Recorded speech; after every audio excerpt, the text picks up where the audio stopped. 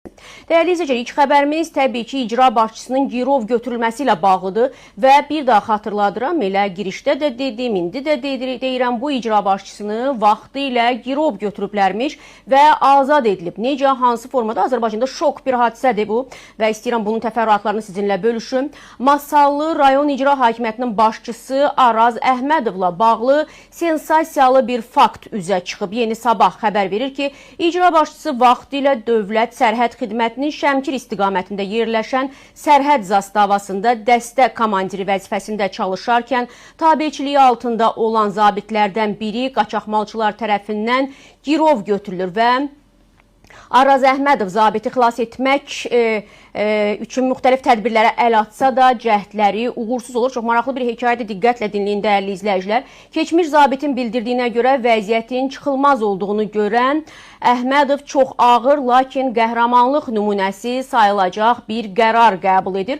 O öz zabitinin həyatını xilas etmək üçün şəxsi təhlükəsizliyini düşünmədən özünü girov kimi təklif edir. Yəni qaçaqmalçılarla aparılan danışıqlar nəticəsində zabit azad edilir, əvəzində isə komandir özü girov qalır.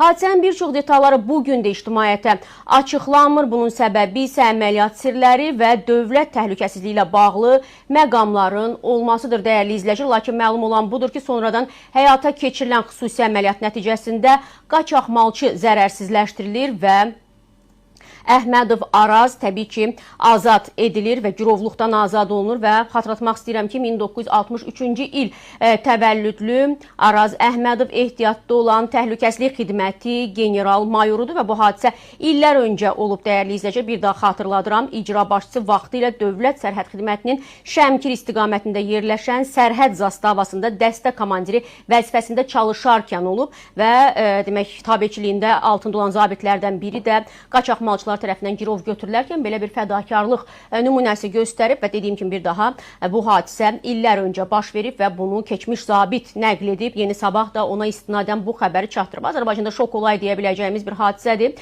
İllər öncə baş verib və icra başçısını girov götürüblərmiş və Azərbaycanda şok olay azad edilib. Amma hadisə necə baş verib? Bax, filmlərə və belə demək mümkünsə hadisələrə, kinolara və romanlara mövzu ola biləcək bir hadisədir. Bunu da sizinlə elə efirin əvvəlində bölüşmək istedim. Çünki kifayət qədər diqqət çəkən bir hekayəni dünən Azərbaycan mətbuatında Yeni Sabah qəzeti öncə, Yeni Sabah saytı öncə yayımlayıb. Sonra isə bütün saytlar ona istinadən bax bu xəbəri yayımlayıblar dəyərli izləyicilər. Bizi izləyən bütün tamaşaçılarımızı mən bir daha salamlayıram. Adı-badı oxuyuram. Yusif Əhməd